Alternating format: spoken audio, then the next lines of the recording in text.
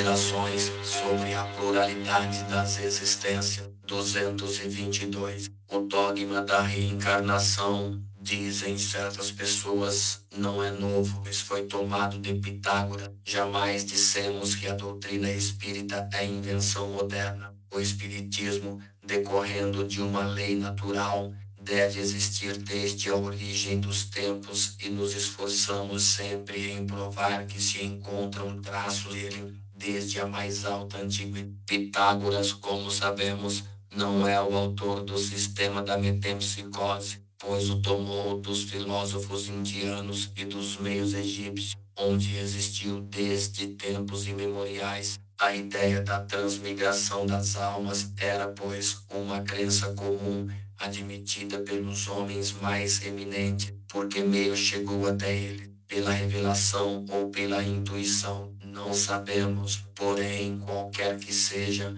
uma ideia não atravessa os tempos e é aceita por inteligências destacadas sem ter um lado sério. A antiguidade dessa doutrina seria, pois, antes uma prova que uma objeção. Todavia, como se sabe igualmente, há entre a metempsicose dos antigos e a doutrina moderna da reencarnação esta grande diferença que os espíritos rejeitam de maneira absoluta a transmigração da alma do homem para os animais e dos animais para o homem. Os espíritos, ensinando a doutrina da pluralidade das existências corporais, renovam, pois, uma doutrina que nasceu nas primeiras idades do mundo e que se conservou até os nossos dias no pensamento íntimo de muitas pessoas. Apresentam-na apenas sob um ponto de vista mais racional, mais conforme com as leis expressivas da natureza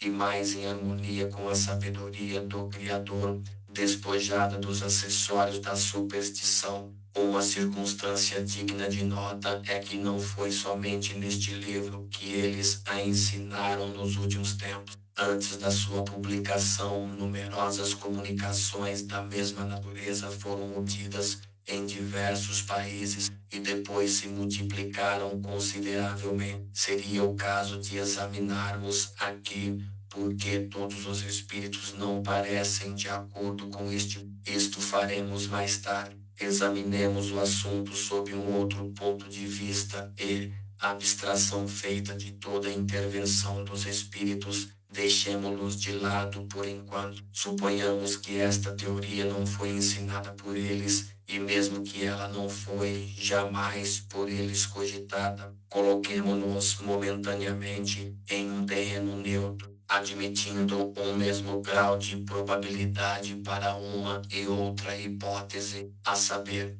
a da pluralidade e da unidade das existências corpóreas, e vejamos para qual delas nos guiará a razão e o nosso próprio interesse. Certas pessoas repelem a ideia da reencarnação por motivos apenas da sua conveniência, dizendo acharem bastante uma só existência e que não gostariam de recomeçar outra semelhante. Reconhecemos que o simples pensamento de que tenham de reaparecer sobre a terra as faz pularem de furor. Temos só uma coisa a lhes perguntar: é se pensam que Deus pediu seus e consultou seu gosto para regular o universo. Ora, de duas coisas, uma, ou a reencarnação existe, ou não existe. Se existe, embora os contrarie, será preciso suportá-la sem que Deus tenha que lhes pedir permissão para ir. Parece-nos ouvir um doente dizer: já sofri demais hoje e não quero mais sofrer amanhã. Qualquer que seja a sua irritação, ela não o ajudará a sofrer menos amanhã e nos dias seguintes, até que esteja curado. Portanto, se eles devem tornar a viver corporalmente, eles viverão, eles se reencarnarão, protestarão inutilmente como uma criança que não quer ir à escola ou um condenado que não quer ir para a prisão, pois é necessário que passem por ela. Semelhantes objeções são muito pueris para merecerem um exame mais sério. Diremos, entretanto, para os tranquilizar, que a doutrina espírita sobre a reencarnação não é tão terrível como imaginam, e se a tivessem estudado a fundo não ficariam tão assustados. Saberiam que as condições dessa nova existência dependem deles. Ela será feliz ou infeliz segundo o que tiverem feito neste mundo, e podem, a partir desta vida, se elevarem tão alto que não temerão mais a queda no lodaço. Supomos que falamos a pessoas que creem em um futuro qualquer depois da morte, e não aqueles que tomam o nada por perspectiva, ou que pretendem afogar sua alma no todo universal, sem individualidade, como as gotas de chuva no oceano, o que vem a ser o mesmo. Se, pois, credes num futuro qualquer, não admitireis sem dúvida que ele seja o mesmo para todos, pois, de outro modo, onde estaria a utilidade do bem? Por que se reprimir? Não satisfazer todas as suas paixões, todos os seus desejos, mesmo à custa de outros, uma vez que não teria consequência. Credes que este futuro será mais ou menos feliz ou infeliz, segundo o que fizermos durante a vida? Tendes, pois, o desejo de que seja tão feliz quanto possível, uma vez que deve sê-lo pela eternidade. Teríeis, por acaso, a pretensão de serdes um dos homens mais perfeitos que existiram sobre a terra e de ter, assim, o direito de alcançar sem dificuldade a felicidade suprema dos eleitos? Não. Admitis que há homens que valem mais que vós e que têm direito a uma melhor situação, sem que com isso estejais entre os condenados. Muito bem. Colocai-vos por um instante pelo pensamento nessa situação intermediária que seria a vossa, como o admitis, e supondo que alguém venha dizer-vos: sofreis, não sois tão felizes como poderíeis ser, enquanto tendes diante de vós seres que gozam uma felicidade perfeita. Quereis trocar vossa posição com a deles? Sem dúvida direis que é preciso fazer menos que nada, recomeçar o que fizestes mal e procurar fazer melhor. Hesitaríeis em aceitar mesmo ao preço de várias existências de provas? Tomemos uma comparação mais prosaica. Se há um homem que, sem estar entre os últimos dos miseráveis, sofre privações em consequência da escassez de seus recursos, viessem dizer: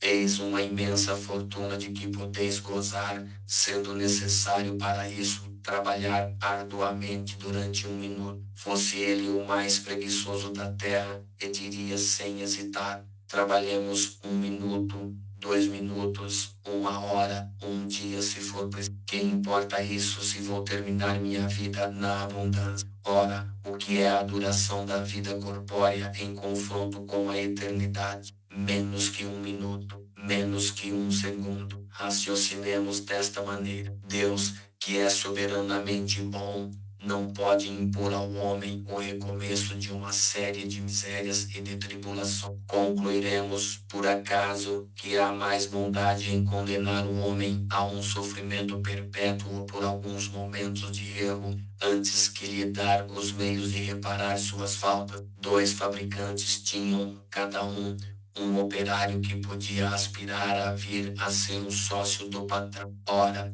aconteceu que esses 2 operários empregaram uma vez muito mal a sua jornada de trabalho e mereceram ser despedidos. Um dos 2 fabricantes despediu seu operário, malgrado suas súplicas, e ele, não tendo encontrado trabalho, morreu de miséria. O outro disse ao seu: perdeste um dia e me deves outro em compensação. Executaste mal o teu trabalho e me deves a reparação. Eu te permito recomeçar. Trata de executá-lo bem e eu te conservarei, podendo ainda aspirar sempre à posição superior que te prometi. Há necessidade de se perguntar qual dos 2 fabricantes foi mais humano. Será Deus, a própria clemência, mais impiedoso que um homem? O pensamento de que nosso destino está fixado para sempre em razão de alguns anos de provas, ainda mesmo quando não tenha dependido de nós alcançarmos a perfeição sobre a terra,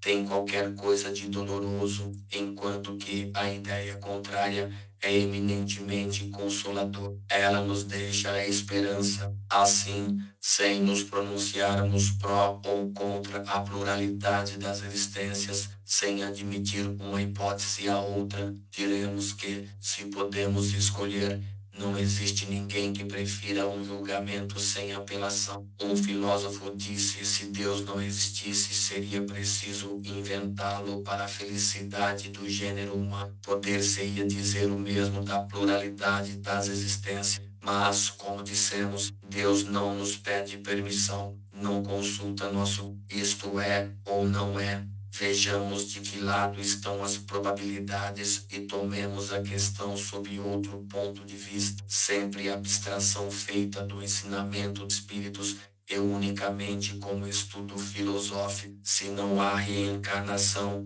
não há senão uma existência corporal. Isto é evidente. Se nossa atual existência corporal é a única, a alma de cada homem é criada no seu nascimento, a menos que se admita a anterioridade da alma, caso em que se perguntaria o que era a alma antes do seu nascimento e se esse estado não consistiria, de alguma forma, uma existência. Não há meio termo. Ou a alma existia ou não existia antes do corpo. Se ela existia antes do corpo, qual era a sua situação? Tinha ou não consciência de si mesmo? Se não tinha consciência, é como se não existisse. Se tinha sua individualidade, era ela progressiva ou estacionária? Num ou outro caso, em que grau estava ao tomar o corpo? Admitindo, de acordo com a crença vulgar, que a alma nasce com o corpo, ou, o que vem a ser o mesmo, que antes da encarnação ela não tinha senão faculdades negativas,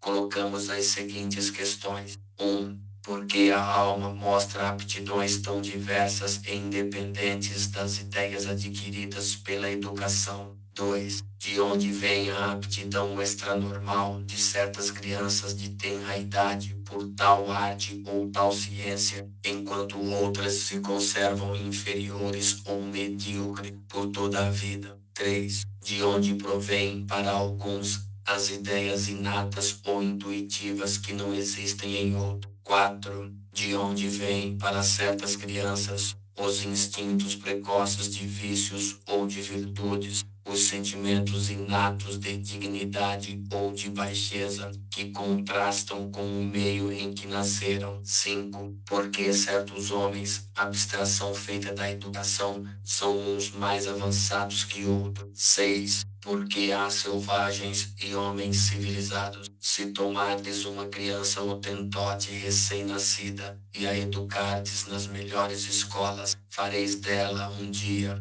um Laplace ou um Newton. Perguntamos: qual é a filosofia ou a teosofia capaz de resolver estes problemas? Não resta dúvida que ou as almas são iguais ao nascerem ou são desiguais. Se são iguais, por que aptidões tão diversas? Dir-se-ia que isto depende do organismo. É então a doutrina mais monstruosa e mais imoral. O homem não é mais que uma máquina, joguete da matéria, sem responsabilidade dos seus atos, podendo tudo repelir em razão de suas imperfeições físicas. Se elas são desiguais, é que Deus as criou assim. Mas então, por que a superioridade inata concedida a algumas? Esta parcialidade está conforme a sua justiça e o amor igual que ele tem a todas as suas criaturas. Admitamos, ao contrário, uma sucessão de existências anteriores progressivas e tudo estará explicado.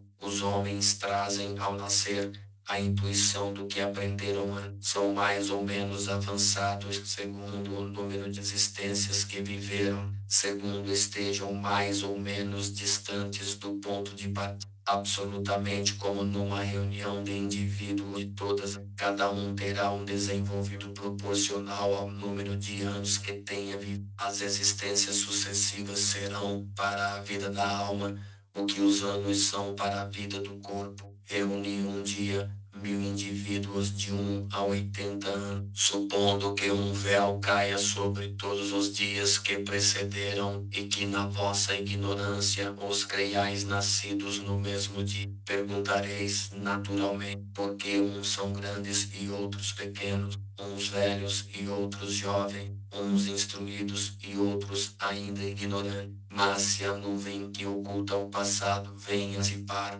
compreendereis que eles viveram um tempo mais ou menos longo, e tudo se explicará. Deus, em sua justiça, não pode ter criado almas mais ou menos perfeitas, mas com a pluralidade das existências, a desigualdade que vemos não contraria a mais rigorosa equidade, pois apenas vemos o presente, não o passado. Repousa este raciocínio sobre um sistema ou uma suposição gratuita. Não partimos de um fato patente, incontestável, a desigualdade das aptidões e do desenvolvimento intelectual e moral, que se encontra inexplicado em todas as teorias correntes, enquanto que a explicação é simples, natural, lógica, por uma outra teoria. É racional preferir aquela que não explica nada a esta que explica. Em relação à sexta questão, dir-se-á sem dúvida que o Hotentote é de uma raça inferior. Então perguntaremos se o Hotentote é um homem ou não. Se é um homem, porque Deus o fez, e a sua raça, deserdado dos privilégios concedidos à raça caucásica. Se não é um homem, por que procurar fazê-lo cristão? A doutrina espírita tem mais amplitude do que tudo isso. Segundo ela, não há várias espécies de homens, há apenas homens cujos espíritos estão mais ou menos atrasados, mais suscetíveis de progresso. Isso não está mais conforme a justiça de Deus. Vimos a alma em seu passado e em seu presente. Se a considerarmos quanto ao seu futuro, encontraremos as mesmas dificuldades. Se nossa existência atual, unicamente, deve decidir o nosso destino, qual é na vida futura a posição respectiva do selvagem e do homem civilizado? Estão eles no mesmo nível ou distanciados em relação à felicidade eterna? 2. O homem que trabalhou toda a sua vida no seu aprimoramento está na mesma posição daquele que permaneceu inferior, não por sua culpa, mas porque não teve tempo nem possibilidade de se aperfeiçoar. 3. O homem que praticou o mal porque não pôde se esclarecer, será culpado de um estado de coisas que não dependeu dele. 4. Trabalha-se para esclarecer, moralizar e civilizar os homens, mas por um que se esclarece, há milhões que morrem cada dia antes que a luz chegue até ele. Qual o destino destes últimos? São tratados como réprobos. No caso contrário, que fizeram para merecerem estar na mesma categoria que os outros? 5. Qual o destino das crianças que morrem em tenra idade,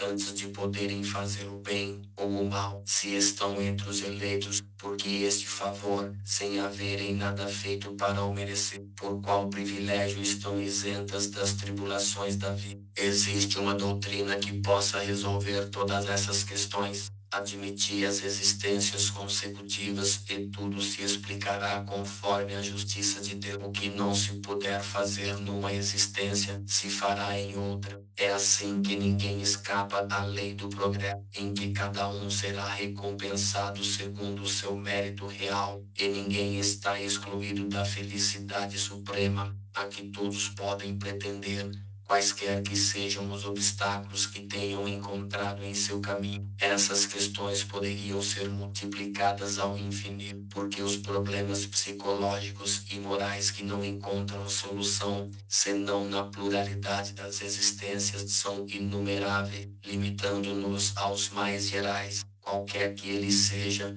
dir-se-á que a doutrina da reencarnação não é admitida pela Igreja. Isto seria, pois, a subversão da religião. Nosso objetivo não é tratar esta questão neste momento. É-nos suficiente o termos demonstrado que ela é eminentemente irracional. Ora, o que é moral e racional não pode ser contrário a uma religião que proclama Deus, a bondade e a razão por excelência. Que teria sido da religião se, contra a opinião universal e o testemunho da ciência, ela se obstinasse contra a evidência e rejeitasse no seio todos que não acreditassem no movimento do Sol e nos 6 dias da criação? Que crédito houvera merecido e que autoridade teria tido entre povos esclarecidos uma religião baseada em erros manifestos dados com artigos de quando a evidência se patenteou, a igreja se colocou a seu lado. Se está provado que, sem a reencarnação, as coisas que existem são impossíveis, se certos pontos do dogma não podem ser explicados senão por este meio,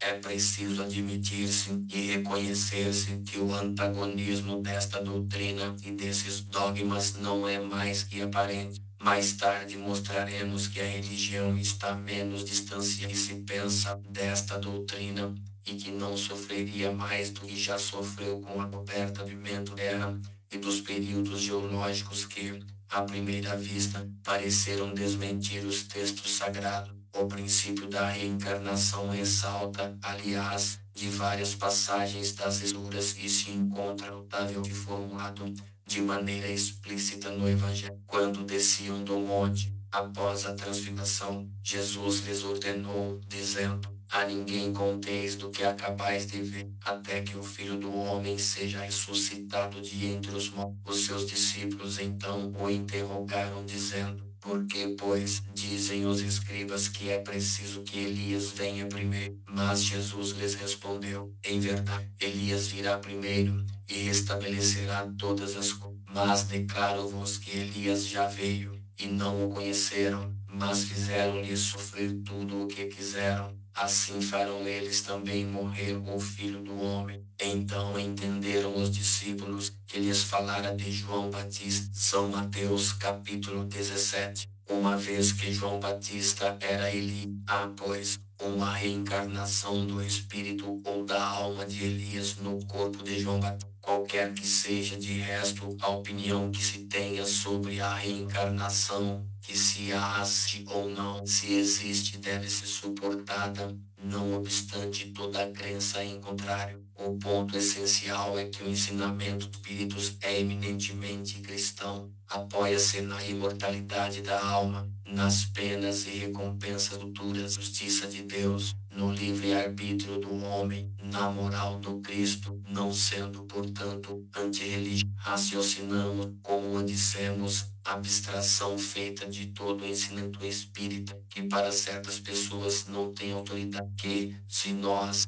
e tantos outros, adotamos a opinião da pluralidade de existência, não é só porque ela nos veio mas porque nos pareceu a mais lógica e a única que resolveu essas questões, até então insolúveis. Viesse ela de um simples mortal, e a teríamos adotado da mesma forma, e não hesitaríamos mais tempo em renunciar às nossas próprias ideias. Do momento que um erro está demonstrado, o amor próprio tem mais a perder que a ganhar, se obstina em uma ideia falsa. Do mesmo modo nós a teríamos repelido, embora vinda dos espíritos, se nos parecesse contrária à razão, como repelimos tantas outras, porque sabemos por experiência que não é preciso aceitar cegamente tudo o que vem deles, como aquilo que vem da parte dos homens. Seu primeiro título para nós, antes de tudo, é de ser lógico. Mas existe outro que é de ser confirmado pelos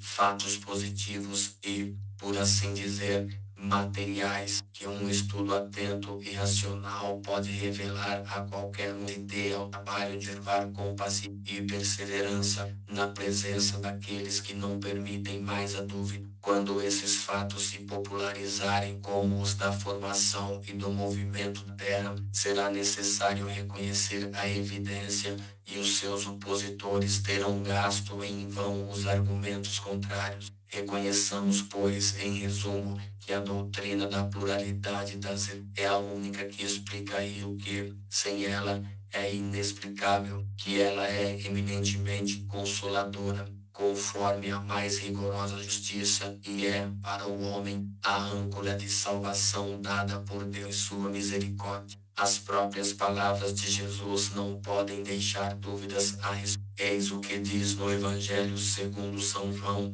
capítulo 3. Jesus, respondendo a Nicodemos, disse: em verdade te digo, que se um homem não nascer de novo, não pode ver o reino de Deus. 4. Disse-lhe Nicodemos: como pode um homem nascer, sendo velho? Pode tornar a entrar no ventre de sua mãe e nascer uma segunda vez? 5. Jesus respondeu: em verdade te digo que se um homem não nascer da água e do Espírito, não pode entrar no reino de Deus. O que é nascido da carne é carne, e o que é nascido do Espírito é Espírito. Não te espantes do que te digo, é preciso que nasçais de novo. Ouça a seguir o artigo Ressurreição da Carne, item 1010.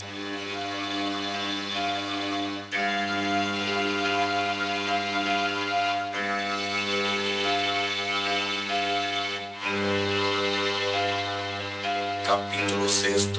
Vida espírita. 1. Espíritos errantes. 2. Mundos transitórios. 3. Percepções, sensações e sofrimentos dos espíritos. 4. Ensaio teórico sobre a sensação nos espíritos. 5. Escolha das provas. 6. Relações do além-túmulo. 7. Relações simpáticas e antipáticas dos espíritos. 8. Lembranças da existência corporal. 9. Comemoração dos mortos. Funerais. Espíritos errantes. 223. A alma se reencarna imediatamente após ter se separado do corpo. Algumas vezes reencarna imediatamente, porém, com mais frequência, depois de intervalos mais ou menos longos. Nos mundos superiores, a reencarnação é quase sempre imediata. A matéria corporal sendo menos grosseira, o espírito encarnado goza aí de quase todas as suas faculdades de espírito. Seu estado normal é o dos vossos sonâmbulos lúcidos. 224. Que se torna a alma nos intervalos das encarnações. Espírito errante, que aspira a seu novo destino. Ele espera. Qual pode ser a duração desses intervalos? De algumas horas a alguns milhares de séculos. De resto, não há propriamente falando limite extremo assinalado para o estado errante, que pode prolongar-se por muito tempo, mas que entretanto não é jamais perpétuo. O espírito encontra sempre, cedo ou tarde, oportunidade de recomeçar uma existência que sirva à purificação das anteriores. Essa duração está subordinada à vontade do espírito ou pode lhe ser imposta como expiação? É uma consequência do livre-arbítrio. Os espíritos sabem perfeitamente o que fazem, porém para alguns é também uma punição imposta por Deus. Outros pedem para que ela seja prolongada, a fim de continuarem estudos que não podem ser feitos com proveito, senão no estado de espírito. 225. A erraticidade, por si mesma, é um sinal de inferioridade nos espíritos. Não, pois há espíritos errantes de todos os graus. Já dissemos que a encarnação é um estado transitório. No seu estado normal, o espírito está liberto da matéria. 226. Pode-se dizer que todos os espíritos que não estão encarnados são errantes. Os que devem se reencarnar, sim, mas os espíritos puros que alcançaram a perfeição não são errantes. Seu estado é definitivo. Com relação às qualidades íntimas, os espíritos são de diferentes ordens ou graus, que percorrem sucessivamente, à medida que se depuram. Quanto ao estado, podem ser encarnados, quer dizer, unidos a um corpo, errantes, isto é, livres do corpo material e esperando uma nova encarnação para se melhorarem, espíritos puros, perfeitos, e não tendo mais necessidade de reencarnação. 227. De que maneira os espíritos errantes se instruem? Sem dúvida, eles não o fazem do mesmo modo que nós. Estudam o seu passado e procuram os meios para se elevarem. Veem, observam o que se passa nos lugares que percorrem, ouvem as palavras dos homens mais esclarecidos e os avisos dos espíritos mais elevados, e isso lhes dá ideias que não tinham. 228. Os espíritos conservam algumas das paixões humanas. Os espíritos elevados, perdendo seu envoltório físico, deixam as más paixões e só guardam as do bem. Quanto aos espíritos inferiores, conservam-nas, pois de outra forma seriam da primeira ordem. 229. Porque os espíritos, deixando a terra, não deixam nela todas as suas más paixões, uma vez que eles veem os seus inconvenientes. Tens nesse mundo pessoas que são excessivamente invejosas. Acreditas que mal o deixem, perdem os seus defeitos. Depois de sua partida da terra, sobretudo para aqueles que têm paixões bem acentuadas, resta uma espécie de atmosfera que os envolve e conserva todas as suas coisas más, porque o espírito não está inteiramente desprendido. Só por momentos vê a verdade, como para lhe mostrar o bom caminho. 230. O espírito progride no estado errante. Pode melhorar-se muito, sempre segundo a sua vontade e o seu desejo, mas é na existência corporal que ele põe em prática as novas ideias que adquiriu. 231. Os espíritos errantes são felizes ou infelizes. Mais ou menos de acordo com os seus méritos. Sofrem as paixões cuja essência conservaram, ou são felizes segundo eles sejam mais ou menos desmaterializados.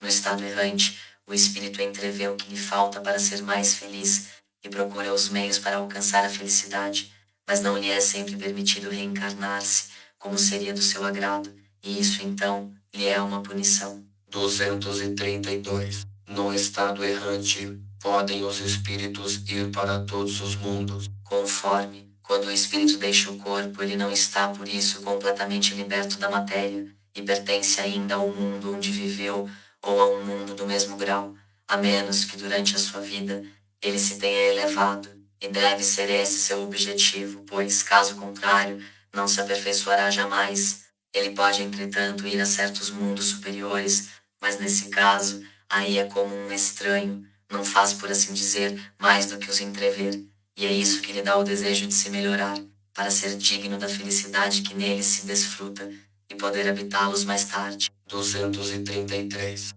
Os espíritos já purificados vão aos mundos inferiores. Eles vão frequentemente para ajudar o seu progresso. Sem isso, esses mundos estariam entregues a si mesmos, sem guias para dirigi-los. Mundos transitórios. 234. Como ficou dito, existem mundos que servem aos espíritos errantes como estações e locais de repouso. Sim, há mundos particularmente destinados aos seres errantes e nos quais podem habitar temporariamente. Espécies de acampamentos, de campos para se repousar de uma muito longa erraticidade. Estado sempre um pouco penoso. São posições intermediárias entre os outros mundos, graduados de acordo com a natureza dos espíritos que podem alcançá-los, e nele gozam de um bem-estar maior ou menor. Os espíritos que habitam esses mundos podem deixá-los à vontade. Sim, os espíritos que se acham nesses mundos podem deixá-los para irem aonde devem ir. Imaginai-os como aves que, de passagem, pousam numa ilha para refazerem suas forças, a fim de alcançarem o seu destino. 235. Os espíritos progridem durante sua estada nos mundos transitórios. Certamente, aqueles que se reúnem assim o fazem com o objetivo de se instruírem e de poderem mais facilmente obter a permissão de alcançarem lugares melhores e ascender à posição dos eleitos. 236. Os mundos transitórios, por sua natureza especial, são perpetuamente destinados aos espíritos errantes. Não, sua posição é apenas temporária. São eles, ao mesmo tempo, habitados por seres corporais. Não, sua superfície é estéril. Aqueles que os habitam não têm necessidade de nada. Essa esterilidade é permanente ou resulta da sua natureza especial. Não, são estéreis transitoriamente. Esses mundos, então, devem ser desprovidos de belezas naturais. A natureza se traduz pelas belezas da imensidade, que não são menos admiráveis das que chamais de belezas naturais. Visto que o estado desses mundos é transitório, a Terra estará um dia no mesmo estado. Já esteve. Em que época? Durante a sua formação. Nada é inútil na natureza. Cada coisa tem o seu objetivo, a sua destinação. Nada é vazio, tudo é habitado. A vida está em toda a parte. Assim, durante a longa série de séculos que se escoaram antes da aparição do homem sobre a Terra, durante esses lentos períodos de transição atestados pelas camadas geológicas, antes mesmo da formação dos primeiros seres orgânicos sobre esta massa informe, neste árido caos onde os elementos estavam confundidos, não havia ausência de vida. Os seres que não tinham as nossas necessidades, nem as nossas sensações físicas, aí procuravam refúgio. Deus quis que mesmo neste estado imperfeito ele servisse para alguma coisa. Quem então ousaria dizer que entre esses bilhões de mundos que circulam na imensidade, um só, um dos menores, perdido na multidão, tivesse o privilégio exclusivo de ser povoado?